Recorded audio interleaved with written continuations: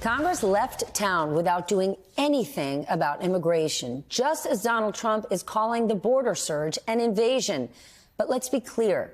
We don't need open borders. We need immigration reform because we need immigrants, especially when it comes to jobs and our economy. Take healthcare. The latest figures show there are nearly 1.5 million open jobs in the industry, and there are people who want to come to the United States and work those jobs. But as the Washington Post points out, those people are held up by the immigration system. The Post zeroes in on the state of North Dakota and hospitals there that desperately need nurses, and they were set to get 59 of them from other countries until a State Department decision held up the visas. Here to dig into this, Erica DeBoer, Chief Nursing Officer for Sanford Health with more than 20 years of experience as a frontline registered nurse, and former Democratic Senator Heidi Heitkamp of North Dakota. She's a CNBC contributor and founder of One Country Project. Erica, help us understand, what is the situation in your hospital system? So nursing challenges and workforce have been an issue for a long time. The pandemic over the last couple of years has certainly accelerated some of the challenges we've had with our workforce. And so part of our strategy was really an opportunity to bring in some of our internationally trained nurses to help support the workforce that we have today. Heidi, how do states like North Dakota help us understand how they need immigrants in essential industries like healthcare, and why on earth doesn't that translate into any form of urgency in D.C. to get it fixed? Well, let's start off by saying when I first came to the United States Senate, we were able to pass immigration reform by almost 70 votes, which is unheard of in the United States Senate. But we were able to do it exactly for the reasons that you're outlining, Stephanie. But, Donald Trump attacked Marco Rubio, who was one of the architects of that provision, and that set kind of the stage for don't ever touch immigration, because that is a death knell for a Republican nomination.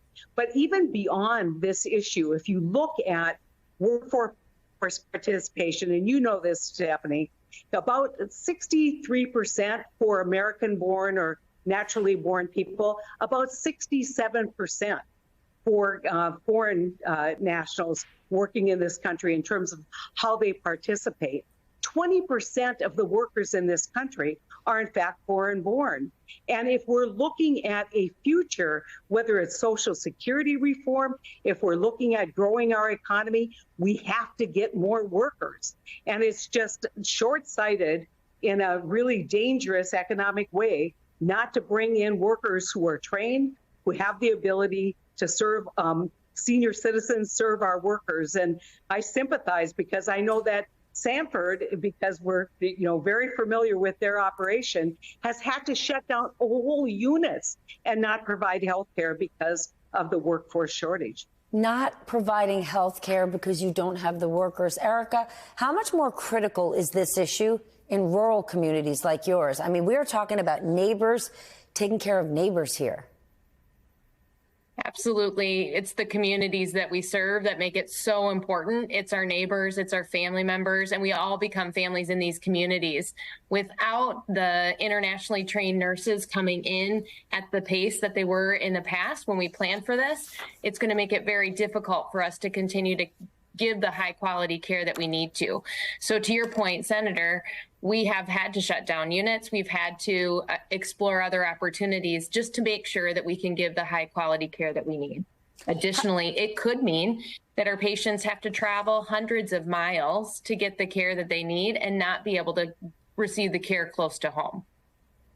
My God. Heidi, one Republican in your state said that the rhetoric about the border has gotten to the point where they cannot even bring up solutions for legal immigration. How can anybody cut through the noise and the scare tactics to make it clear to voters that this is an economic issue?